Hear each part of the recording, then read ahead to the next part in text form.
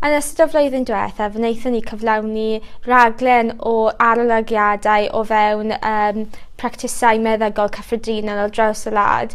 Fe eithon ni i nifer o practisau ar draws pob mwrdd iechyd yng Nghymru ar y cyd am partneriaid y Cyngor Iechyd Cymunol. Fe wnaethon ni siarad â cleifion i darganfod beth oedd eu phrofiad nhw o defnyddio y gwasanaethau o fewn y practisau hynny. Clywon ni gan cleifion ei fod yn hapus da'r Gofal Iechyd maent yn ei derbyn ac ei bod yn cael ei trin gyda parch.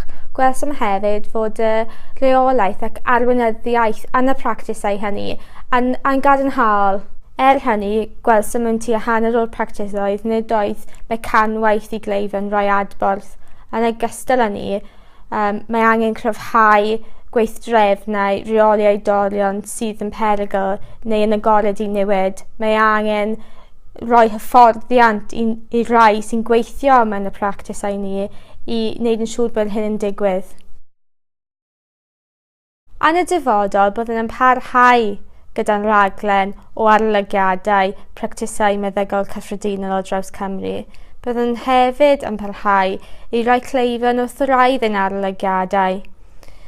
Byddwn nhw'n gobeithio bydd pob meddyg teulu a phawb sy'n gweithio o fewn practisau meddygol cyffredinol a byrddau iechyd yn darllen yr adroddiad yma i gyrru gwelliant ym meysydd eu hunain.